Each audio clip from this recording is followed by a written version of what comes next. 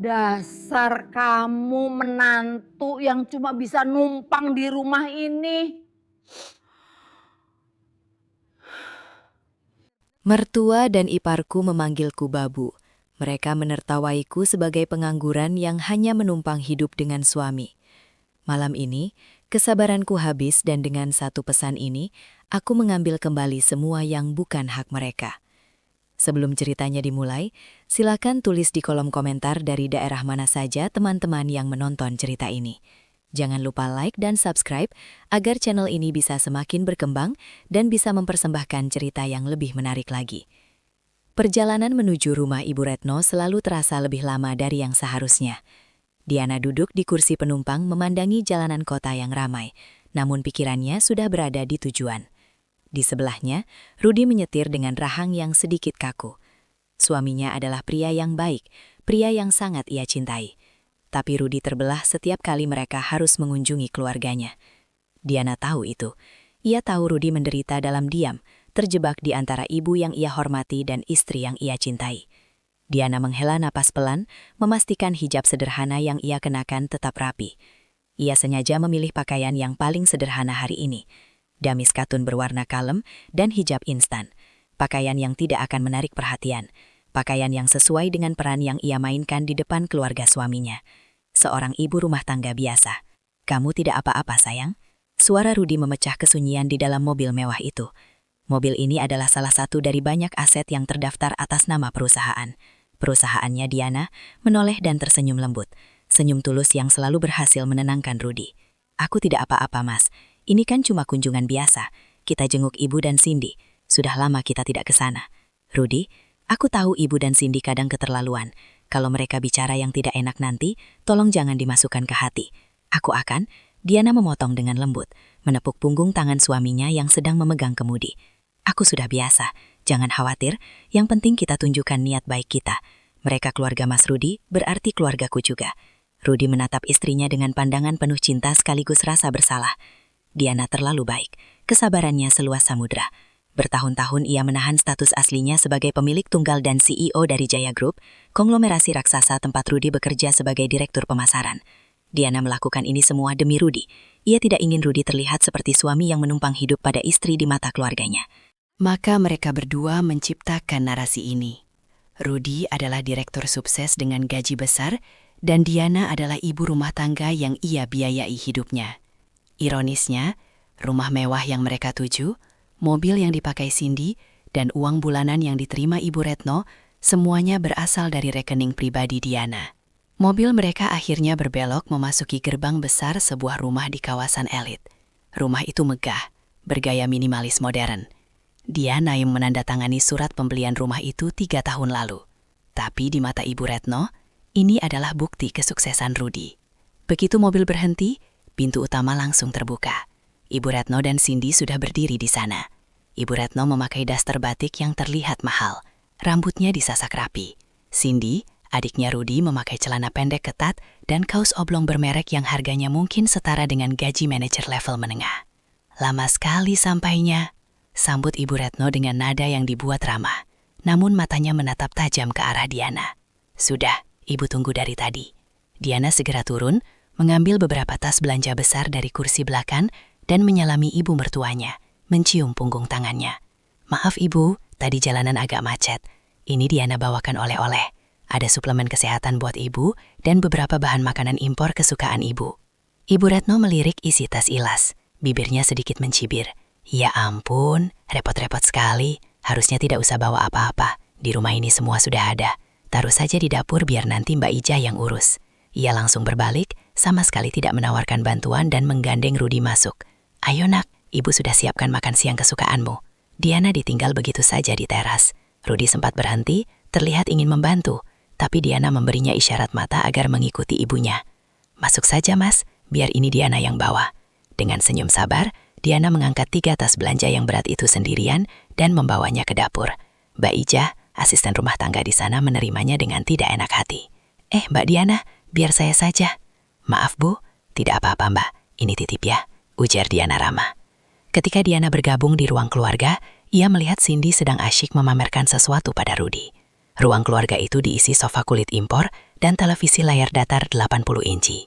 Semua pilihan Cindy, semua tagihannya dikirim ke kantor Rudy yang kemudian diteruskan ke divisi keuangan pribadi Diana. Lihat deh kak, bagus kan tas baruku. Kak Rudy baik banget deh, kemarin Cindy minta langsung ditransfer. Jutaan ini harganya. Cindy memamerkan tas lempang kecil bermerek terkenal.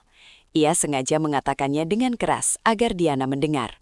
Rudy hanya tersenyum tipis, jelas merasa tidak nyaman. Cindy lalu menoleh ke Diana, memandangnya dari atas ke bawah dengan tatapan meremehkan. Kak Diana, kesini kok bajunya kayak mau ke pengajian kompleks? Di rumah aja sih, tapi masa Kak Rudy nggak modalin istrinya sedikit?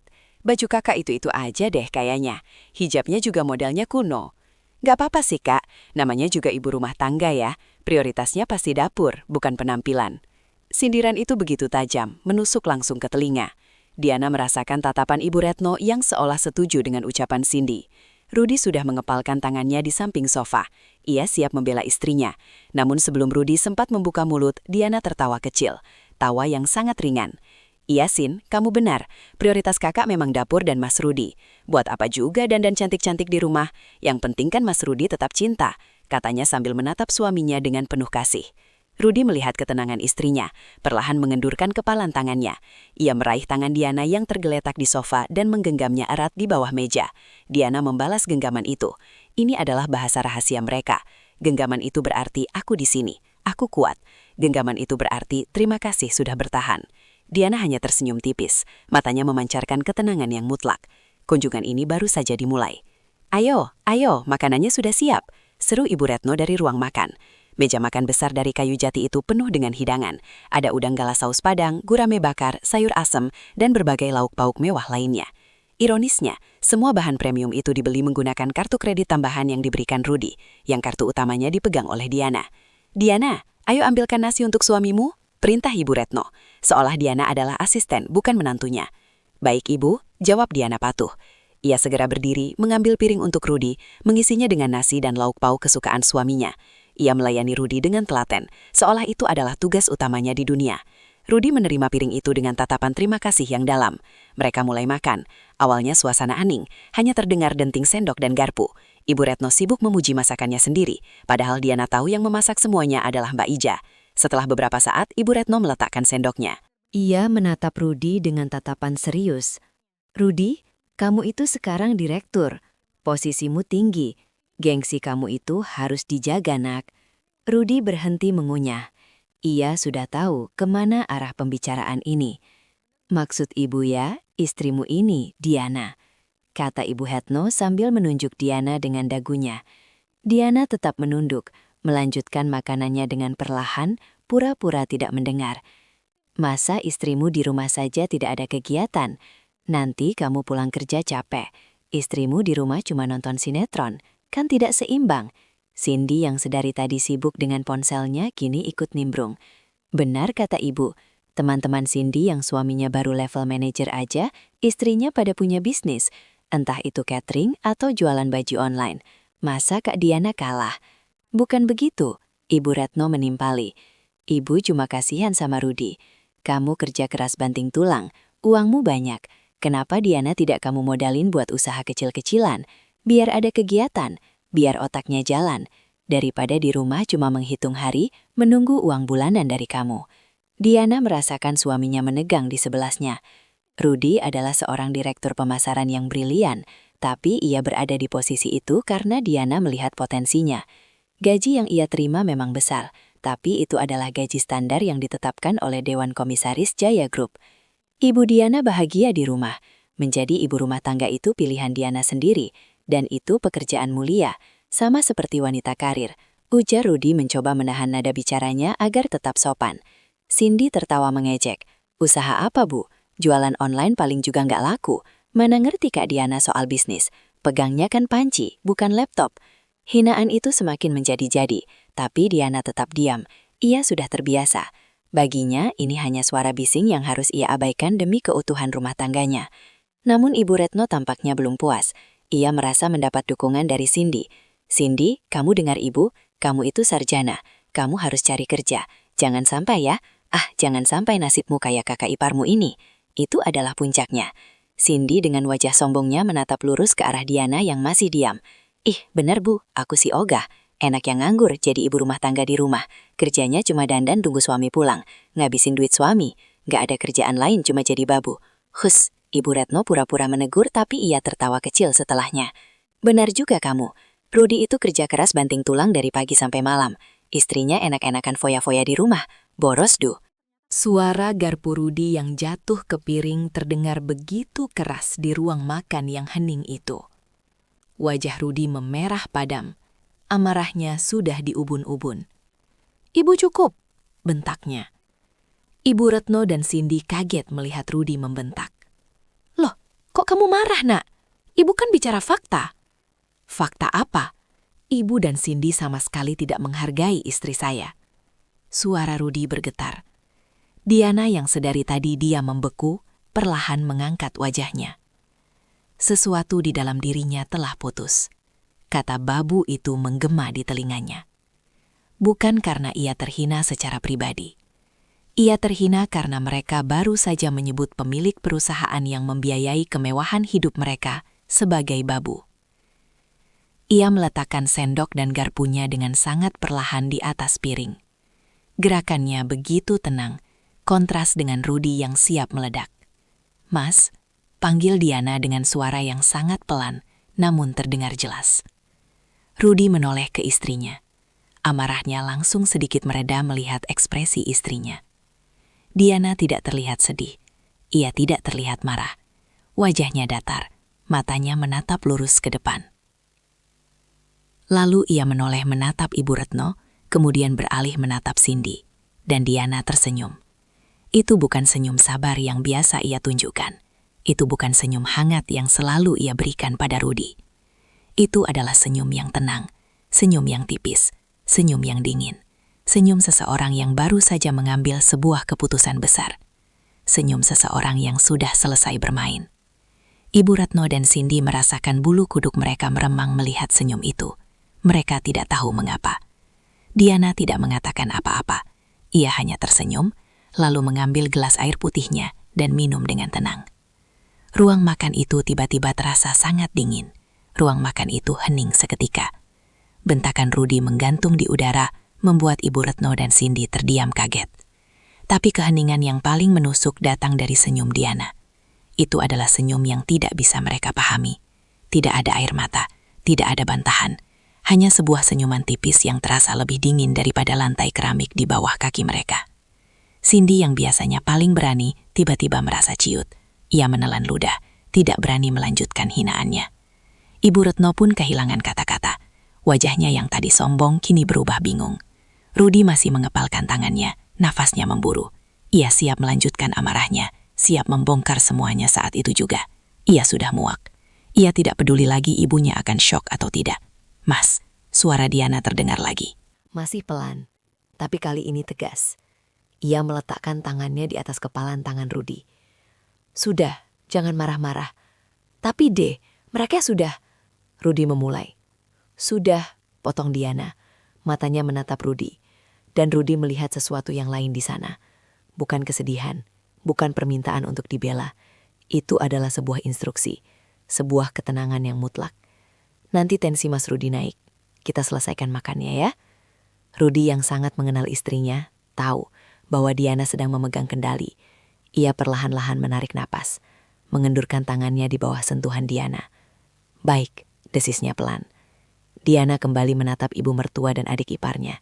Senyum dingin itu sudah hilang, berganti dengan ekspresi datar yang sopan. Maafkan Mas Rudy ya Bu Cindy. Mungkin Mas Rudy sedang lelah karena pekerjaan. Perkataan Diana membuat Ibu Retno dan Cindy kembali mendapatkan keberanian mereka. Oh, jadi kamu nyalahin Rudy sekarang?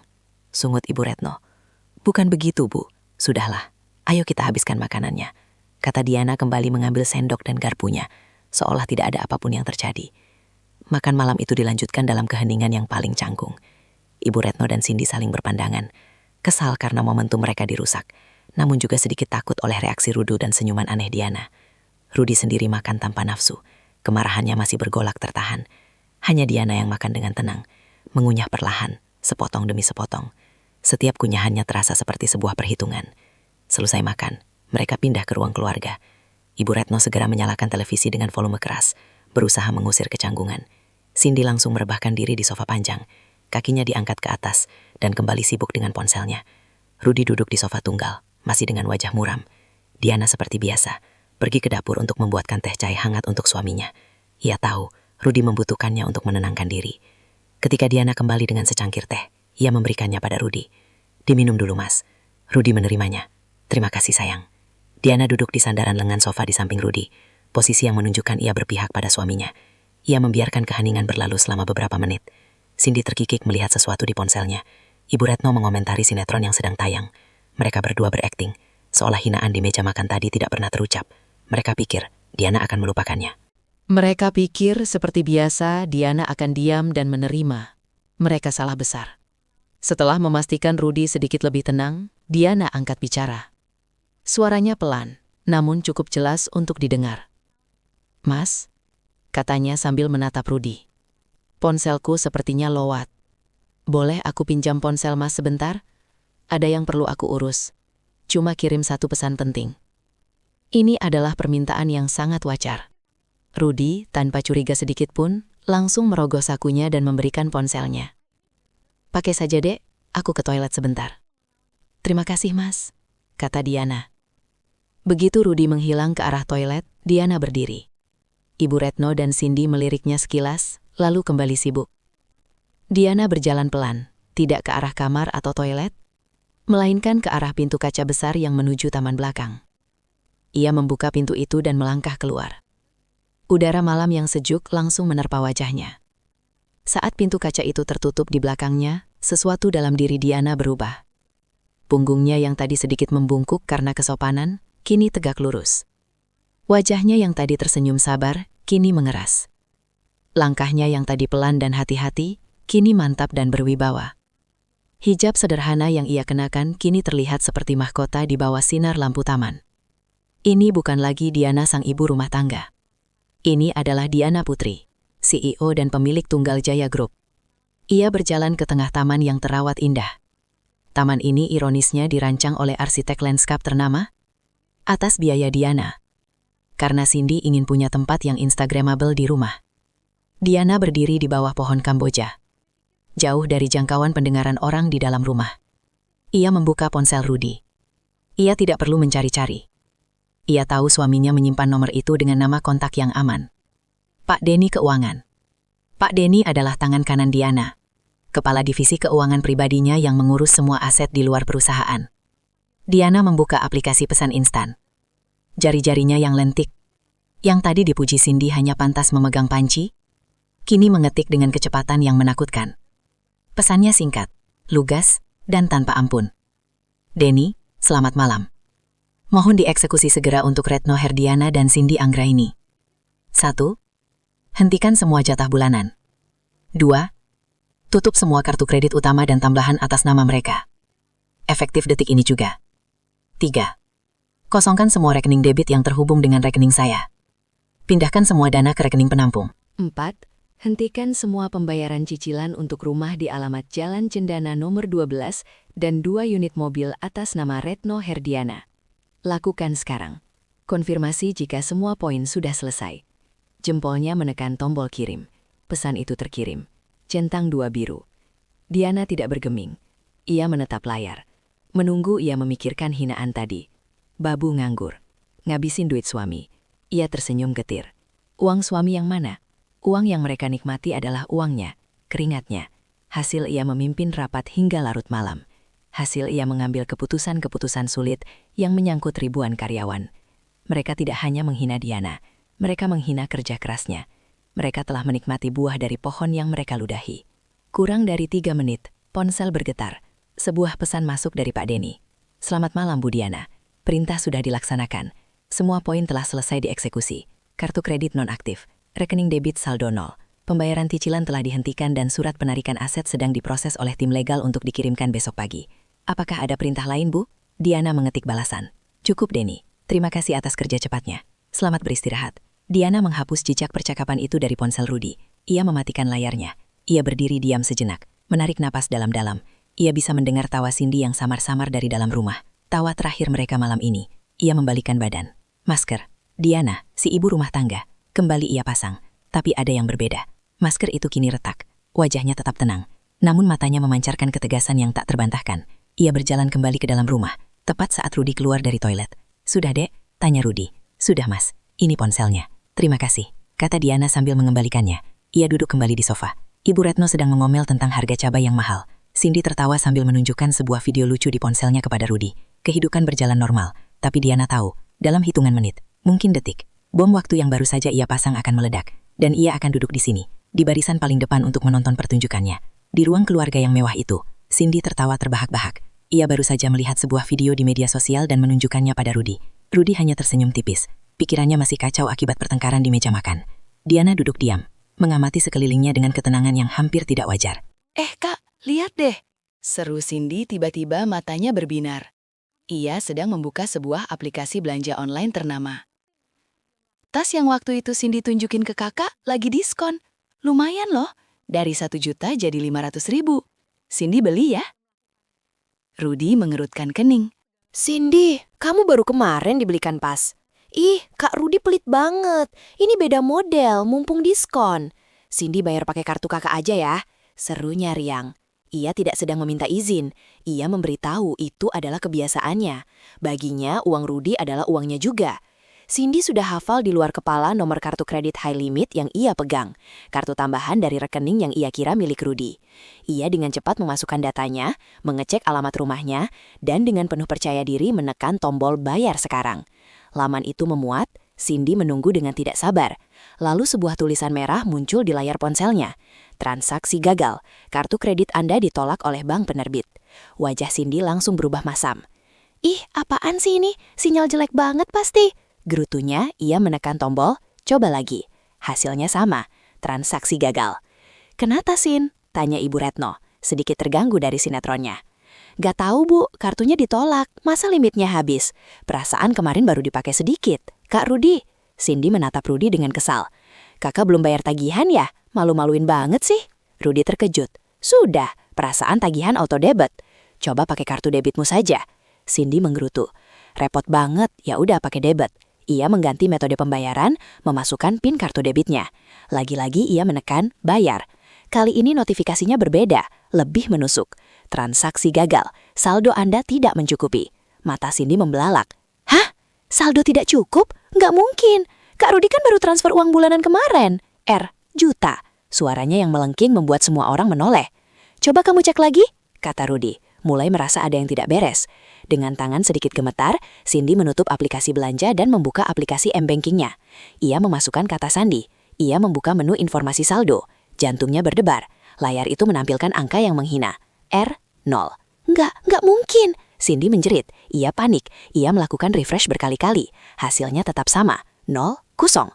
"Bu, Ibu." Cindy berlari kecil ke arah ibunya, mengguncang-guncang lengan Ibu Retno. "Bu, cek M-Banking. Ibu sekarang cepat." "Ada apa sih kamu teriak-teriak?" hardik Ibu Retno. Tapi melihat wajah Cindy yang pucat pasi, ia mulai khawatir. Ia mengambil ponselnya, membuka aplikasi M-Banking miliknya. Ia lebih tenang. Ia tahu ia punya simpanan uang arisan dan tabungan pribadi yang ia kumpulkan dari jatah bulanan Rudy. Ia mengecek rekening tabungannya. 0. Ibu Retno terdiam. Jantungnya serasa berhenti berdetak. Ia cepat-cepat mengecek rekening gironya. 0. Ia mencoba mengecek status kartu kredit platinumnya. Kartu tidak aktif. "Gimana, Bu?" desak Cindy. Suaranya bergetar. Ponsel Ibu Retno jatuh dari genggamannya ke atas sofa. Wajahnya yang tadi angkuh kini pucat seperti mayat. "Kosong. Semuanya kosong, Sin." Lirihnya. "Apa?" Cindy menjerit histeris. "Nggak mungkin. Pasti Era. Pasti banyak lagi Era. 2 rekening ibu dua-duanya 0. Kartu kredit diblokir." Suara Ibu Retno mulai naik. Ketakutan itu kini berubah menjadi amarah. Matanya yang panik menatap lurus ke satu-satunya sumber keuangan yang ia tahu. "Rudy!" raungnya. Ia berdiri menunjuk anaknya dengan jari gemetar. "Ini pasti ulah kamu kan? Kamu yang blokir semua kartu ibu dan Cindy." Rudy terlonjak kaget. Ia benar-benar bingung. "Bukan aku, Bu. Sumpah, mana mungkin aku? Halah, gak usah bohong," teriak Cindy. Air matanya mulai menggenang. "Pasti kakak Rudy marah gara-gara omongan kita di meja makan tadi kan? Kakak tega banget sama ibu dan adiknya sendiri. Cuma gara-gara bela istri nganggur itu, kakak bikin kita melarat." "Cindy, jaga ucapanmu," bentak Rudy. Ia juga ikut panik. Ia cepat-cepat membuka M-Banking di ponselnya sendiri. Anehnya, rekening gajinya utuh. Tidak ada yang aneh. Rekeningku baik-baik saja, Bu. Aku nggak tahu apa yang terjadi. Bohong. Terus ini apa? Kenapa uang ibu bisa hilang semua? Ibu Retno sudah menangis. Bukan tangisan sedih, tapi tangisan panik seorang sosialita yang tiba-tiba kehilangan segalanya. Kamu mau bikin ibu malu. Besok ibu ada arisan. Gimana kalau ibu nggak bisa bayar? Ruangan itu kacau balau. Cindy menjerit-jerit. Ibu Retno meraung-raung menyalahkan Rudy. Rudy berusaha menenangkan sambil juga panik mencoba menelpon pihak bank. Namun ini sudah di luar jam kerja. Di tengah kekacauan itu, Diana yang sedari tadi hanya diam mengamati akhirnya berdiri. Ia berjalan pelan ke dapur, seolah tidak terpengaruh oleh drama di depannya. Ia kembali dengan segelas air putih hangat. Ia mengulurkannya kepada Ibu Retno yang sedang sesak napas karena panik. Tenang dulu, Bu, kata Diana dengan suara yang sangat lembut. Ibu Retno menepis gelas itu. Gak usah pura-pura baik kamu. Ini semua gara-gara kamu. Kamu kan yang komporin Rudy. Diana mengambil nafas dalam-dalam. Ia meletakkan gelas itu di meja. Ia menatap Ibu Retno, lalu Cindy, lalu Rudy. Wajahnya menunjukkan ekspresi polos, seolah ia adalah orang yang paling bingung di ruangan itu. Ada apa, Bu? Cindy, tanyanya dengan nada prihatin yang dibuat-buat. Kok panik sekali? Memangnya ada masalah apa? Cindy menatapnya dengan mata menyala. Gak usah pura-pura. Kamu pasti senang kan lihat kami menderita? Diana menggeleng pelan. Matanya mengerjap. Senang kenapa, Cindy? Aku nggak ngerti. Tadi katanya saldo rekeningnya 0. Kok bisa? Pertanyaan polos itu, di tengah kepanikan mereka terdengar seperti sebuah ejekan yang paling brutal. Rudy menatap istrinya, lalu menatap ibu dan adiknya. Sebuah kecurigaan pelan-pelan mulai merambat di benaknya. Ia teringat Diana meminjam ponselnya tadi. Tapi tidak mungkin. Diana yang ia kenal terlalu lembut untuk melakukan ini. Namun Diana yang ia kenal juga tidak pernah memberinya senyum sedingin es, seperti di meja makan tadi. Pertanyaan polos Diana, kok bisa? Terdengar seperti bensin yang disiramkan ke api. Kepanikan Ibu Retno dan Cindy seketika berubah menjadi amarah yang terfokus. Mereka butuh kambing hitam, dan Diana adalah target yang paling sempurna. Gak usah pura-pura, bentak Cindy. Wajahnya basah oleh air mata panik. Jarinya menunjuk lurus ke wajah Diana. Ini semua pasti gara-gara kamu. Kamu kan yang meracuni pikiran Kak Rudy. Kamu yang suruh Kak Rudy blokir semua rekening kami kan? Mengaku kamu. Ibu Retno yang tadinya lemas kini ikut berdiri. Napasnya tersengal-sengal. Dasar perempuan ular. Sudah ibu duga. Kamu itu iri sama kami. Kamu iri karena Rudy lebih sayang sama ibu dan adiknya. Kamu sengaja mau bikin kami menderita. Kamu. Cukup. Suara Rudy menggelegar lebih keras dari sebelumnya. Amarah dan kebingungannya bercampur aduk. Ibu, Cindy, jaga ucapan kalian. Jangan sembarangan menuduh Diana. Dia istriku. Halah, istri apa? Istri yang cuma bisa morotin kamu. Kamu bela dia, Rudy. Kamu tega bikin ibu dan adikmu sendiri melarat cuma demi perempuan ini. Raung Ibu Retno. Ia maju selangkah hendak mendorong Diana. Stop. Satu kata itu. Bukan bentakan. Bukan teriakan. Suara itu pelan, datar, dan penuh otoritas. Itu suara Diana. Semua orang terdiam. Bahkan Ibu Retno yang sedang galau pun menghentikan langkahnya. Diana menatap Rudy. Mas, jangan ikut campur. Biar aku yang bicara. Rudy menatap istrinya. Kaget. Ini bukan Diana yang ia kenal. Mata lembut itu kini tajam dan fokus. Rudy entah kenapa langsung menurut. Ia mundur selangkah memberi panggung pada istrinya. Diana menghela napas panjang. Wajah polosnya telah lenyap digantikan oleh ekspresi lelah, namun sangat tegas. Ia menatap Ibu Retno dan Cindy bergantian. Cindy tadi tanya, apa aku senang melihat kalian menderita? Ujar Diana. Suaranya tenang. Jawabannya tidak. Aku tidak senang. Aku lelah. Lelah? Ejek Cindy. Lelah apa kamu? Lelah tidur-tiduran di rumah? Diana mengabaikan ejekan itu. Aku lelah berpura-pura. Aku lelah dinam setiap kali kalian menghinaku. Aku lelah melihat suamiku menderita karena harus membela ibunya atau istrinya. Ia berjalan pelan ke arah Ibu Retno. Ibu salah. Mas Rudy tidak memblokir rekening ibu atau Cindy sepeser pun. Dia tidak tahu apa-apa soal ini. Wajah Ibu Retno dan Cindy langsung berubah. Ada secercah harapan. Kalau bukan Rudy, berarti ini benar-benar kesalahan B. Tuh kan, pas tubannya error. Seru Cindy siap mengambil ponselnya lagi untuk menelpon call center yang memblokir semua rekening itu. Diana menjeda, membiarkan kata-katanya menggantung. Adalah saya. Keheningan total melanda ruangan itu. Lalu TFFT Cindy menahan tawa yang kemudian meledak. Kak Diana, kakak sehat? Kakak kalau stres jangan gitu dong, lucu banget. Ibu Retno ikut tertawa sinis. Tawa yang dipaksakan untuk menutupi ketakutannya. Halo, kamu ya? Kamu pikir kamu siapa? Kamu itu cuma numpang hidup sama Rudi. Babu di rumah ini juga lebih punya kuasa daripada kamu. Pakai apa kamu nutup rekening? Pakai daun kelor? Tawa mereka menggema. Hinaan Babu itu diucapkan lagi. Diana tidak bergeming.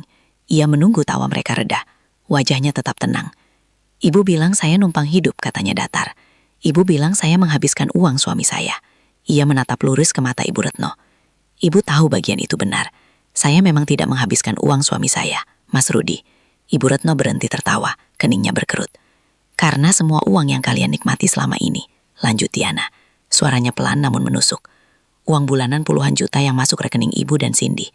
Kartu kredit platinum yang Cindy pakai belanja tas puluhan juta. Mobil Alphard yang ibu pakai arisan. Mobil Mercy yang Cindy pakai keluyuran. Rumah mewah yang kalian tempati sekarang ini. Diana mengambil napas. Itu semua bukan dari gaji Mas Rudi. Itu semua berasal dari rekening pribadi saya. Cindy berhenti tertawa.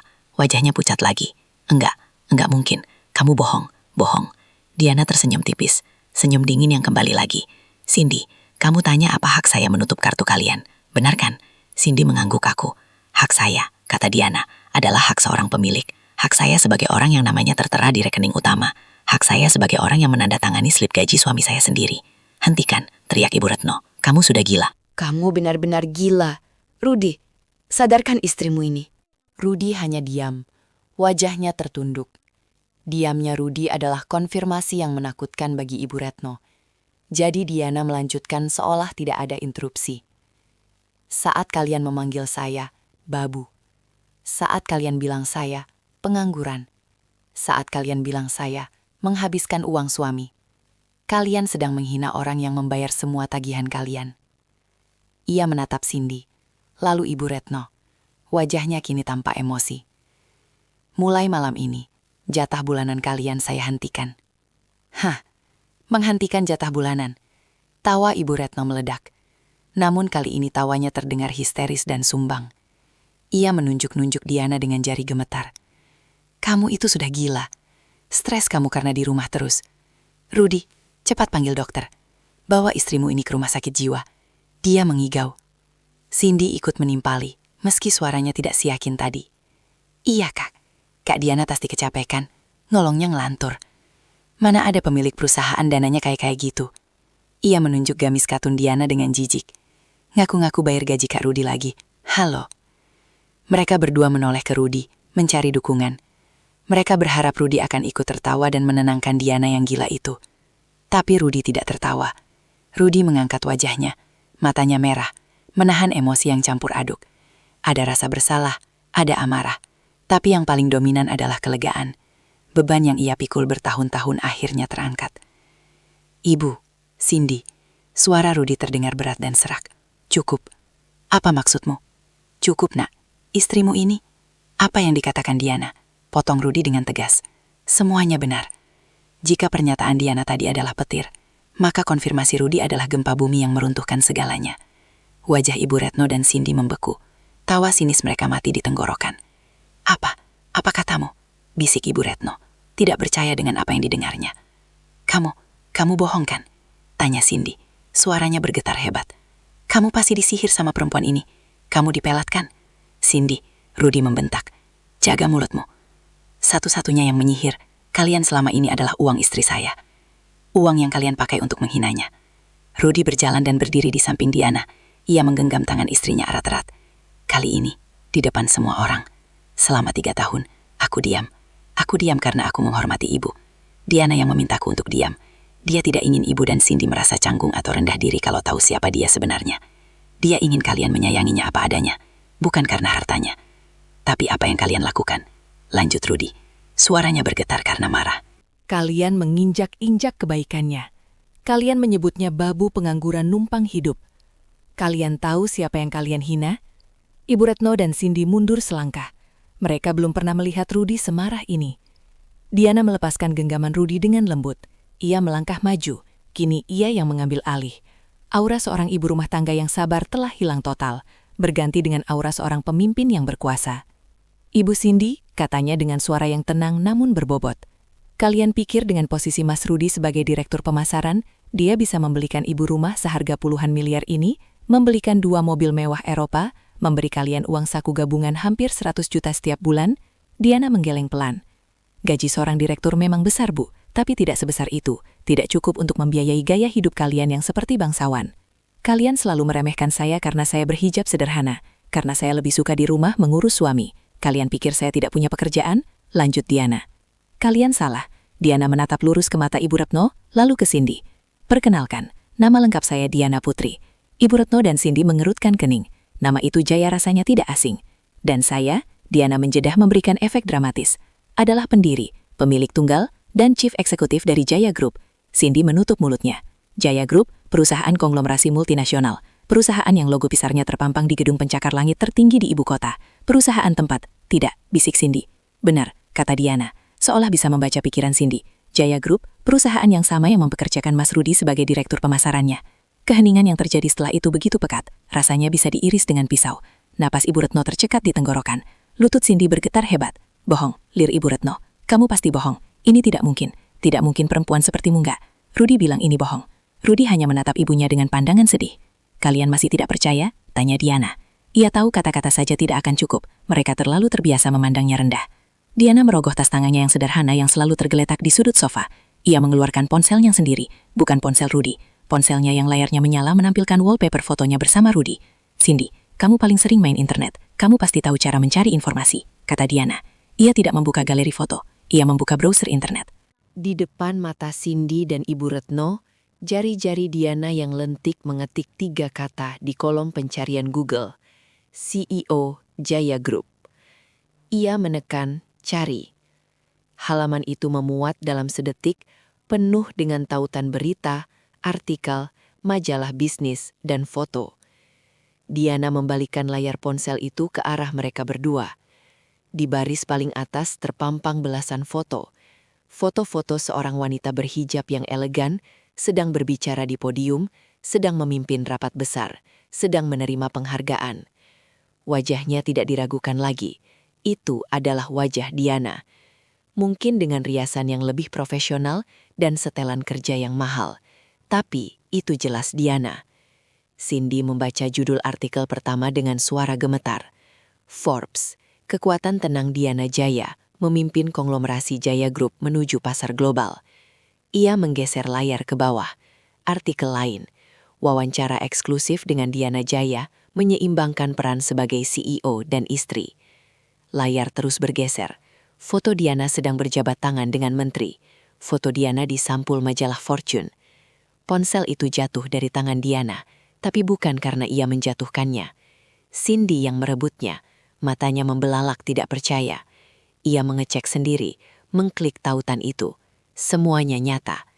Ibu Retno mengintip dari balik bahu Cindy. Matanya terpaku pada satu foto Diana yang sedang menandatangani sebuah dokumen, dengan Rudi berdiri sedikit di belakangnya tersenyum bangga. Kenyataan itu menghantam mereka seperti palu godam. Semua hinaan babu, nganggur, bodoh, numpang hidup, halu. Semua kata-kata itu berbalik dan menampar wajah mereka dengan keras. Kaki Ibu Retno tidak kuat lagi menopang tubuhnya. Ia ambruk. Ia terduduk di lantai yang dingin, matanya kosong, menatap Diana. Cindy menjatuhkan ponsel Diana. Ia mundur terantuk-antuk hingga punggungnya menabrak dinding. Wajahnya pucat pasi. Jadi, tas, mobil, rumah, bisik Cindy, napasnya tersengal. Semua milikku, jawab Diana. Suaranya dingin tanpa ampun. Dan mulai malam ini, kalian tidak berhak lagi menikmatinya. Wajah Cindy pucat pasi. Ia gemetar hebat. Ponsel Diana yang ia rebut tadi masih menyala di tangannya, menampilkan bukti tak terbantahkan. Forbes, Diana Putri. Ia bergumam seperti orang linglung. Ibu Retno yang telah ambruk di lantai, menatap Diana dengan mata kosong. Dunia yang ia bangun di atas kesombongan dan gengsi, runtuh dalam hitungan detik. Wanita yang ia hina sebagai babu adalah fondasi dari istananya, dan kini fondasi itu telah retak. Jadi, semua milikmu, bisik Ibu Retno. Suaranya serak, nyaris tak terdengar. Diana menatapnya datar. Saya tidak bilang milikku, Bu. Saya bilang saya yang bayar. Tapi karena Ibu dan Cindy merasa lebih berhak, mari kita perjelas. Ya, itu semua atas nama saya atau perusahaan saya. Rudy berdiri kaku di samping Diana. Ia ingin sekali memeluk istrinya, meminta maaf atas nama keluarganya, tapi ia tahu ini adalah momen Diana. Ini adalah badai yang harus menerjang sebelum ada ketenangan. Di tengah keheningan yang mencekam itu, sebuah melodi nyaring tiba-tiba terdengar. Ponsel Ibu Retno yang tergeletak di sofa berdering. Semua orang terlonjak kaget. Cindy menjerit kecil. Ibu Retno dengan gerakan seperti robot merangkak susah payah. Tangannya gemetar hebat saat meraih ponsel itu. Nomor tidak dikenal. Halo? Sapanya dengan suara bergetar. Selamat malam, apa benar ini dengan Ibu Retno Herdiana? Suara di seberang terdengar profesional dan dingin. Iya, saya sendiri, jawab Ibu Retno. Perkenalkan, saya Bima dari Bank Swajaya. Kami menghubungi Ibu terkait status KPR untuk properti di Jalan Cendana nomor 12. Kami informasikan bahwa baru saja kami menerima perintah dari pemilik rekening utama atas nama Ibu Diana Jaya untuk menghentikan semua pembayaran cicilan dan auto debit untuk rumah tersebut. Efektif malam ini juga. Mata Ibu Retno membelalak. Apa? Diana Putri. Siapa itu? Ini rumah anak saya, Rudy. Suara di seberang jeda sejenak, terdengar helaan napas sopan. Maaf Ibu, dalam data kami, pemilik rekening penjamin dan pembayar adalah Ibu Diana Putri. Bapak Rudy hanya terdaftar sebagai pengguna, bukan pemilik. Dengan dihentikannya pembayaran ini, maka surat tunggakan pertama akan kami terbitkan besok. Dan jika tidak ada pelunasan, Ibu pasti sudah paham prosedurnya. Rumah ini akan kami sita. Sita? Nggak bisa, teriak Ibu Retno histeris. Ia menatap Diana dengan ngeri. Kamu apa yang kamu lakukan? Diana hanya diam menatapnya. Maaf Ibu, keputusan ini final dari pemilik rekening. Selamat malam. Sambungan telepon ditutup. Tidak, Rudy, rumah kita mau disita nak. Ibu Retno meratap. Ia merangkak dan memeluk kaki Rudy. Rudy, bilang sama mereka, kamu yang bayar. Bilang nak. Rudy memejamkan matanya. Rasa sakit menjalari dadanya. Aku tidak disabu. Bank tidak berbohong. Yang membayar rumah ini dari awal adalah Diana. Tidak. Belum selesai keterkejutan itu, suara bel rumah berbunyi. Berkali-kali terdengar sangat mendesak. Mbak Lijah, asisten rumah tangga yang sedari tadi bersembunyi ketakutan di dapur, berlari kecil membukakan pintu. Dua orang pria berbadan tegap mengenakan kemeja safari rapi masuk ke dalam rumah. Mereka terlihat sopan, namun tegas. Selamat malam, siapa salah satu pria itu? Permisi, kami dari perusahaan leasing Mandiri Jaya. Kami mencari Ibu Retno Herdiana dan saudari Cindy Anggraini. Cindy yang tadi bersandar di dinding langsung menegakkan badan. Saya Cindy, ada apa? Pria itu mengeluarkan sebuah map dan tablet. Baik, saya Adam. Kami di sini untuk menjalankan perintah penarikan aset. Berdasarkan surat perintah yang kami terima dari klien kami, Jaya Group, kami ditugaskan untuk menarik kembali 2 unit kendaraan. 1 unit mobil Alphard putih nomor polisi B1234XYZ atas nama Ibu Retno, dan 1 unit Mercy C-Class hitam nomor polisi B5678ABC atas nama saudari Cindy. Apa? Cindy menjerit melengking. Ini adalah paku terakhir di peti matinya. Mobil adalah nyawanya, harga dirinya. Nggak boleh, itu mobilku. Kak Rudy yang beliin buat aku. Kalian perampok ya? Pergi dari rumah saya. Cindy berlari ke arah 2 pria itu, hendak mendorong mereka keluar. Pria bernama Adam itu tidak bergeming. Ia hanya memberi isyarat pada rekannya. Rekannya mengeluarkan ponsel dan mulai merekam. Maaf Mbak, mohon jangan menghalangi pekerjaan kami. Kami punya surat legalnya. Semua cicilan mobil ini telah dihentikan oleh pemilik dana, dan kami diperintahkan untuk penarikan unit malam ini juga. Nggak mau, itu mobilku. Cindy berlari keluar ke garasi. Ia memelukap mobil Mercy-nya yang mengilap. Nggak boleh, kalian nggak boleh ambil mobil ini. Ibu Retno juga ikut berlari keluar menangis meraung-raung. Jangan ambil mobil kami, kalian jahat. Rudy, tolong ibu nak, tolong kami. Rudy dan Diana mengikuti mereka ke garasi. Pemandangan itu begitu menyedihkan. Cindy memeluk mobilnya menangis histeris. Ibu Retno duduk bersimpuh di lantai garasi. Pria leasing itu menatap Rudy dan Diana, menunggu instruksi. Diana melangkah maju. Pak, katanya pada Adam, saya Diana Putri, pemilik aset. Silahkan jalankan tugas Bapak. Baik Ibu, kata Adam. Ia menatap Ibu Retno dan Cindy. Ibu, Mbak, kami mohon kerja. Mohon serahkan kunci mobilnya. Jika tidak, kami terpaksa menggunakan derek dan itu akan menampak biaya yang dibebankan kepada Ibu. Kunci nggak akan aku kasih, teriak Cindy. Rudy, Ibu Retno memohon. Tatapannya beralih dari Diana ke Rudy. Ia mencoba memainkan kartu terakhirnya. Rudy, kamu anak Ibu. Kamu tega lihat Ibu diperlakukan kayak gini. Kamu tega lihat adikmu menderita. Ini semua gara-gara istrimu. Ceraikan dia, nak. Ceraikan perempuan iblis ini. Kita bisa hidup seperti dulu. Rudi tertegun. Ia tidak percaya ibunya bahkan di titik ini masih menyalahkan Diana. Ibu, suara Rudi bergetar. Diana menatap suaminya. Ia menunggu. Ini adalah ujian terakhir bagi Rudi. Ibu Retno melihat keraguan di mata Rudi. Pilih nak, ibumu atau perempuan ini. Cindy menjerit histeris. Ibu Retno meraung-raung memanggil nama Rudi. Kedua petugas leasing berdiri menunggu dengan sabar. Seluruh dunia mereka, kemewahan yang mereka pamerkan kini ditarik paksa di depan mata mereka. Dan semua itu terjadi karena satu kata. Babu. Tuntutan Ibu Retno menggantung di udara garasi yang dingin. Pilih nak, ibumu atau perempuan ini. Cindy berhenti meraung sejenak, ikut menatap kakaknya dengan penuh harap. Petugas leasing menunggu dengan sabar. Ini adalah momen krusial. Rudi menatap ibunya yang bersimpuh di lantai, lalu menatap Cindy yang memeluk mobilnya dengan putus asa. Wajah mereka basah oleh air mata. Bertahun-tahun, ia menelan ludah pahit setiap kali mereka menghina Diana. Bertahun-tahun, ia menahan diri demi kata bakti. Tapi malam ini, bakti itu dituntut untuk menghancurkan rumah tangganya sendiri. Ia menarik napas panjang. Rasa bersalah, amarah, dan cinta pada istrinya bergejolak di dalam dadanya. Akhirnya ia menoleh ke arah Diana. Diana berdiri diam, hijabnya rapi, wajahnya tenang. Ia tidak memohon, ia tidak menuntut. Ia hanya menatap Rudi, memberinya kepercayaan penuh untuk mengambil keputusan. Kepercayaan itulah yang menguatkan Rudi. Rudi membalikkan badan, menghadap ibunya. Matanya merah, tapi suaranya mantap dan dingin. Aku sudah memilih, Bu, katanya pelan. Ibu Retno mendongak, ada harapan di matanya.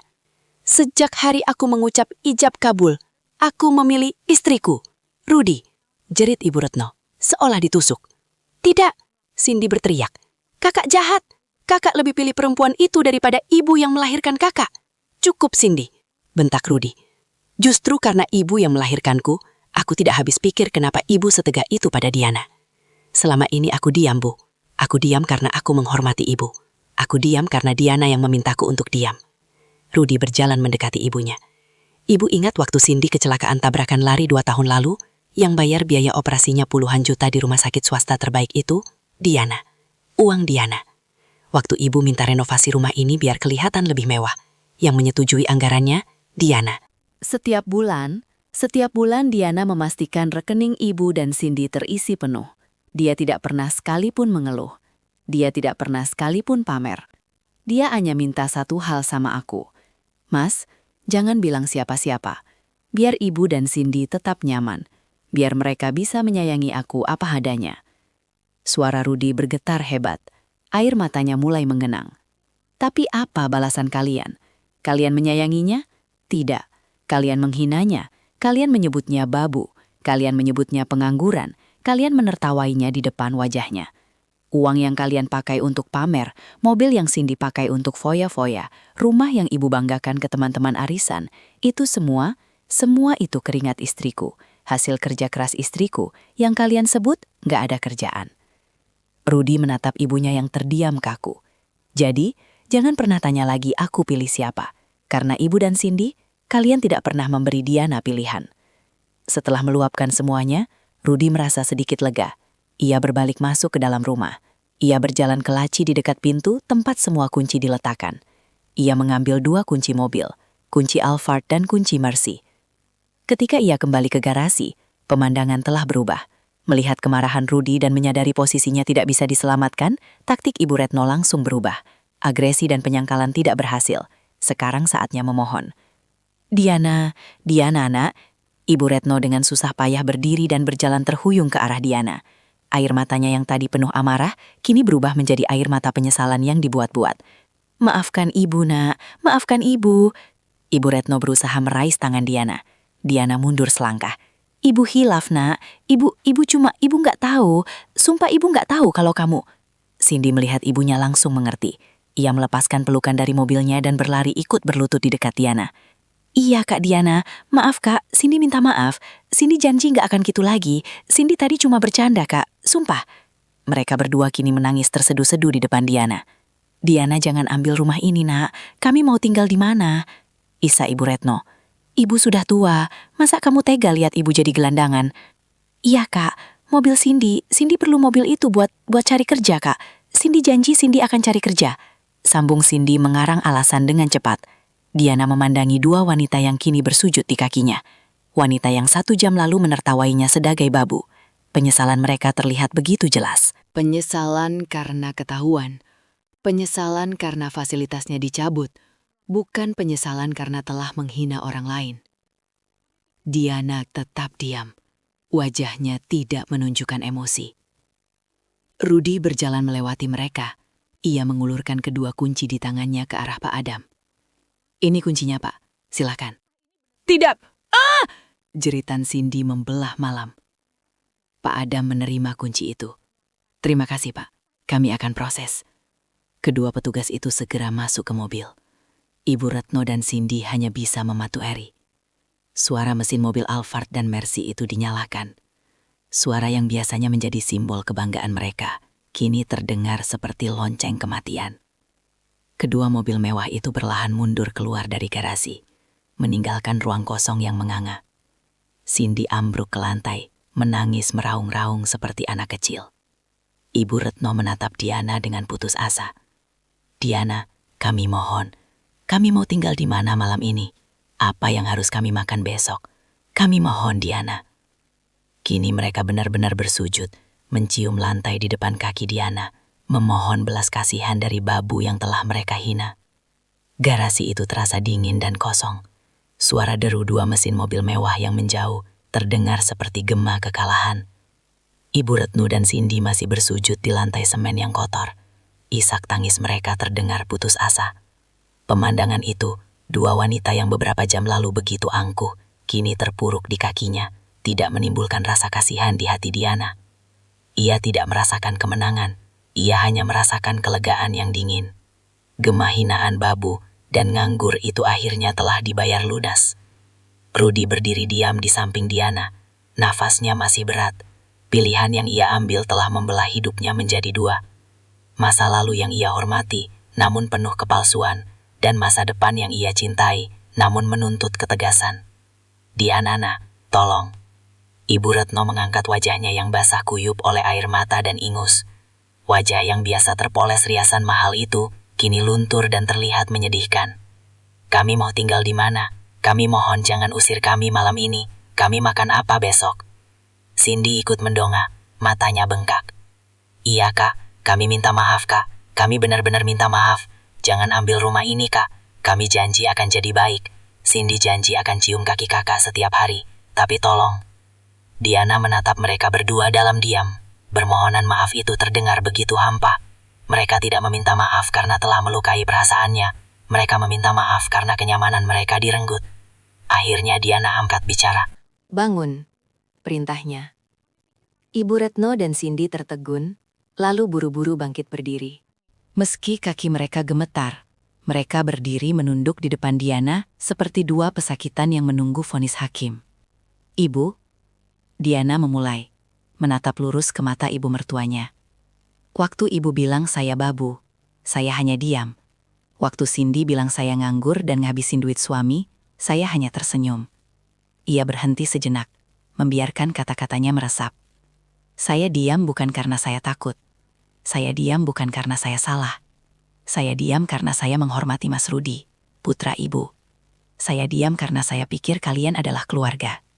Saya pikir dengan kesabaran, suatu hari nanti kalian akan melihat saya sebagai manusia, bukan sebagai benalu. Diana menggeleng pelan. Tapi malam ini, saya sadar, saya salah. Kalian tidak akan pernah berubah. Kalian tidak menghargai kebaikan. Kalian hanya menghargai uang.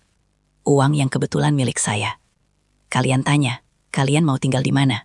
Lanjut Diana. Kalian tanya, kalian mau makan apa? Ia tersenyum tipis, senyum yang sama dinginnya seperti di meja makan. Itu pertanyaan yang sangat bagus. Itu pertanyaan yang seharusnya kalian pikirkan baik-baik, sebelum kalian menghina orang yang selama ini memberi kalian tempat tinggal dan makanan. Kalian tidak menyesal, karena telah menghina saya. Kalian hanya menyesal, karena fasilitasnya saya cabut. Diana, jangan, kami benar-benar menyesal. Isak Ibu Retno. Penyesalan kalian sudah terlambat, Bu, kata Diana tegas. Saya sudah selesai. Kesabaran saya sudah habis. Lalu kami harus pergi malam ini, tanya Cindy dengan suara gemetar, menatap kegelapan di luar gerbang. Diana memandangi mereka. Ia melihat ketakutan yang nyata di mata mereka. Bagaimanapun, mereka adalah ibu dan adik dari suaminya. Diana adalah seorang pemimpin yang tegas, bukan monster yang kejam. Saya tidak akan mengusir kalian ke jalanan malam ini juga, katanya. Ibu Retno dan Cindy menghela napas lega. Secercah harapan muncul. Tapi, lanjut Diana, mematikan harapan itu seketika. Saya beri kalian waktu. Kalian punya waktu 24 jam. Mulai besok pagi, saat matahari terbit. 24 jam untuk mengemasi semua barang-barang pribadi kalian. Barang pribadi? Tanya Cindy bingung. Baju-baju kalian. Perhiasan yang kalian beli dengan uang kalian sendiri. Kalau memang ada, foto-foto, benda-benda yang tidak terdaftar sebagai aset saya. Jelas Diana. Semua furnitur, barang elektronik, lukisan, dan perabot di rumah ini adalah milik saya. Jangan coba-coba membawa apapun selain barang pribadi kalian. 24 jam, pakik Ibu Retno. Kami mau pindah kemana dalam 24 jam? Itu bukan urusan saya lagi, Bu. Jawab Diana Cindy, seorang sarjana, bukan? Ibu juga masih terlihat sangat sehat dan bugar. Kalian bisa mulai mencari pekerjaan seperti yang kalian bilang. Jangan cuma nganggur. Mulai sekarang kalian harus belajar menghidupi diri kalian sendiri. Belajar berdiri di atas kaki kalian sendiri. Diana menggunakan kata-kata hinaan mereka sebagai tamparan terakhir. Tapi Diana tidak ingin mendengar lagi. Ia sudah mengatakan semua yang perlu dikatakan. Ia berbalik menatap suaminya. Mas, panggilnya lembut. Ayo kita pulang. Rudy yang sedari tadi dia memproses semua rasa sakit dan kelegaan, mengangguk mantap. Ia tidak menoleh ke arah ibu atau adiknya. Matanya hanya tertuju pada istrinya. Ia berjalan ke sisi Diana, menggenggam tangannya erat. Mereka berdua berjalan meninggalkan garasi, meninggalkan Ibu Retno dan Cindy yang mematueri. Rudy, jangan tinggalkan ibu. Raung Ibu Retno mencoba berlari mengejar. Tapi Diana dan Rudy tidak menoleh. Mereka masuk ke dalam mobil sedan lain milik Diana yang terparkir di halaman depan. Mobil yang biasa ia pakai menyamar, yang terlihat jauh lebih sederhana. Diana, Rudy, kalian jahat, kalian tega. Kak Rudy, Kak Diana, jangan pergi. Kami minta maaf. Teriakan dan raungan itu terdengar memilukan, tapi pintu mobil sudah ditutup. Rudy menyalakan mesin. Diana menekan tombol di remote kecil di tangannya. Di depan mereka, gerbang besi tempah yang mewah itu perlahan-lahan mulai menutup. Ibu Retno dan Cindy berlari ke gerbang, menggedor-gedornya. Jangan ditutup, Rudy. Ibu, anakku. Mobil itu berbelok keluar, melaju ke jalanan yang terang. Gerbang itu tertutup rapat dengan suara dentuman pelan. Ibu Retno dan Cindy tertinggal di baliknya. Di dalam halaman rumah mewah yang kini terasa seperti penjara yang dingin dan gelap, listrik di taman tiba-tiba padam, diatur oleh Diana dari jauh. Mereka berdua ditinggalkan dalam kegelapan, hanya diterangi lampu teras. Mereka saling berpandangan dengan putus asa. Dan malam itu untuk pertama kalinya, mereka menyadari arti dari kata karma. Di dalam mobil, Rudy menyetir dalam diam. Air mata mengalir deras di pipinya. Ini adalah air mata kesedihan karena harus menghancurkan ibunya sendiri, sekaligus air mata kelegaan karena akhirnya ia bisa membela istrinya. Diana tidak berkata apa-apa. Ia hanya mengulurkan tangan kanannya dan menggenggam erat tangan Rudy yang ada di perseling. Genggaman itu berkata, aku di sini. Kita akan melewati ini bersama. Kamu melakukan hal yang benar. Rudy membalas genggaman itu erat. Malam itu mereka pulang ke rumah mereka yang sebenarnya, meninggalkan masa lalu yang penuh kepalsuan di belakang gerbang yang tertutup rapat. 1 bulan berlalu sejak malam yang menentukan itu. Waktu telah mengubah segalanya. Di sudut kota yang padat, bising dan panas, di sebuah gang sempit, terdapat sebuah rumah kontrakan petak. Cat dindingnya yang berwarna hijau kusam sudah mengelupas di sana-sini. Hanya ada 1 kipas angin kecil yang berputar lesu di langit-langit, berusaha melawan udara pengap sore itu. Di dalam ruangan sempit itu, Ibu Retno duduk di atas kasur lipat tipis. Ia mengipas-ngipasi dirinya dengan sebuah kalender bekas. Keringat membasahi durah yang ia kenakan. Wajahnya terlihat kuyu, lebih tua 10 tahun. Kemewahan dan keangkuhan telah luntur bersamanya keringatnya. Cindy, kamu dengar ibu tidak? Air galon habis, cepat kamu beli di depan. Bentak Ibu Retno. Cindy yang sedang berbaring di lantai beralas tikar sambil menatap layar ponselnya yang retak mendengus kesal. Ih, ibu Cindy lagi capek. Suruh siapa minum terus? Cindy juga lagi pusing tahu. Pusing apa kamu? Kerjamu cuma main ponsel. Ibu ini yang pusing. Besok sudah harus bayar kontrakan ini. Kamu sudah dapat kerja belum? Belum, jawab Cindy ketus. Susah cari kerja, Bu. Tadi Cindy melamar jadi admin di toko online. Ditolak. Katanya Cindy tidak punya pengalaman kerja. Masa sarjana kayak aku disuruh jadi kasir minimarket yang gajinya cuma UMR? Gengsi dong. Gengsi. Ibu Retno melempar kipas kalendernya ke arah Cindy. Kita ini sudah miskin, Cindy. Kamu masih mikir gengsi. Kita makan mie instan setiap hari juga masih mikir gengsi. Ini semua gara-gara mulut besarmu itu. Coba kalau kamu tidak menghina Diana. Kok Cindy? Cindy bangkit duduk tidak terima. Ibu juga. Ibu yang mulai. Ibu yang selalu pamer. Ibu yang selalu panas-panasin Cindy buat minta ini itu ke Kak Rudy. Sekarang kita jadi gelandangan begini ibu nyalahin Cindy. Harusnya ibu yang minta maaf. Kurang ajar kamu. Ya, berani kamu sama ibumu? Pertengkaran sengit itu meledak. Pertengkaran yang sama seperti yang terjadi setiap hari selama sebulan terakhir. Mereka saling menyalahkan atas nasib buruk mereka. Mereka meratapi kemewahan yang hilang, bukan menyesali kesalahan yang telah mereka perbuat. Karma telah memberi mereka pelajaran, tapi mereka menolak untuk belajar. Di belahan kota yang lain, di tempat yang sangat berbeda, matahari pagi baru saja terbit. Di balkon sebuah penthouse yang luas di puncak gedung pencakar langit, pemandangan kota terhampar seperti permadani. Udara pagi terasa sejuk dan bersih. Diana mengenakan setelan piyama sutra yang nyaman dan hijab instan yang praktis, sedang menyirami taman vertikal kecilnya. Wajahnya terlihat damai dan berseri. Sebuah pelukan hangat melingkari pinggangnya dari belakang. Rudy yang sudah rapi dengan kemeja kerjanya, meletakkan dagunya di bahu Diana. "Selamat pagi CEO-ku yang paling cantik," bisik Rudy. Diana tersenyum, menghentikan kegiatannya, ia membalikkan badan dalam pelukan suaminya. "Selamat pagi juga, direktur pemasaranku yang paling tampan." Mereka berbagi tawa kecil. Hubungan mereka terasa jauh lebih ringan dan jujur. Tidak ada lagi rahasia, tidak ada lagi beban sandiwara di depan keluarga. "Kamu yakin pagi ini rapatnya bisa kamu tangani sendiri?" tanya Rudy. "Tentu saja," jawab Diana. "Ini cuma rapat dewan biasa. Kamu fokus aja sama peluncuran produk baru itu. Aku percaya sama kamu, Mas." Rudy tersenyum. "Terima kasih, sayang." Ia terdiam sejenak. Aku menelepon Mbak Ija." Diana menatapnya, menunggu. Mbak Ija, asisten rumah tangga di rumah lama itu, adalah satu-satunya orang yang masih berhubungan dengan Rudy. Dia bilang, ibu dan Cindy tinggal di kontrakan sempit di daerah Pademangan, kata Rudy pelan. Suaranya syarat akan rasa bersalah. Mbak Ija bilang, dia dengar mereka sering bertengkar. Aku sudah transfer sedikit uang ke Mbak Ija, memintanya membelikan mereka sembako. Hanya cukup untuk makan. Aku tidak tega mereka kelaparan, Dek. Bagaimanapun, dia ibuku. Diana mengelus pipi suaminya. "Aku tahu, Mas. Dan kamu melakukan hal yang benar. Kita menghukum kesombongan mereka, bukan menghukum mereka untuk mati kelaparan. Kamu tetap anaknya. Yang penting mereka harus belajar. Belajar menghargai orang lain, dan belajar berdiri di kaki mereka sendiri. Mungkin ini satu-satunya cara." Rudy mengangguk. Ia bersyukur memiliki istri yang tegas, namun tetap berhati mulia. "Oh iya," kata Rudy, melepaskan pelukannya dan berjalan ke meja kecil di balkon. Ia mengambil sebuah tablet. "Lihat, ini baru rilis pagi ini." Ia menyerahkan tablet itu pada Diana. Layar itu menyala. Di sana terpampang sampul digital majalah bisnis paling bergengsi di dunia, Forbes Asia. Kamera menyorot wajah Diana yang tersenyum tenang dan berwibawa. Ia mengenakan hijab desainer yang elegan dengan latar belakang megah gedung Jaya Group. Foto itu diambil seminggu yang lalu. Di bawah foto itu tertulis sebuah judul besar dengan huruf kapital yang tegas. Wanita paling berpengaruh di Asia. Kekuatan tenang Diana Putri. Diana menatap sampul majalah itu, lalu menatap matahari terbit yang mulai menghangatkan kota. Ia tersenyum tulus. Senyum seorang wanita yang telah melalui badai dan keluar sebagai pemenang. "Mereka dulu bilang aku cuma babu yang kerjanya di rumah," bisik Diana pelan. Rudy memeluknya lagi. "Dan sekarang, katanya seluruh dunia tahu bahwa babu itu adalah ratu yang sebenarnya." Diana tertawa pelan. Ia menatap matahari.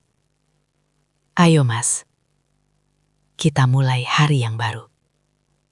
Kamera menjauh perlahan, menunjukkan siluet sepasang suami istri yang berpelukan di balkon mewah mereka, memandang fajar yang baru. Di sisi lain kota, pertengkaran antara ibu dan anak di sebuah kontrakan sempit perlahan mereda, digantikan oleh suara pedagang keliling yang bising. Keadilan telah menemukan jalannya. Karma telah terbayar lunas. Iya,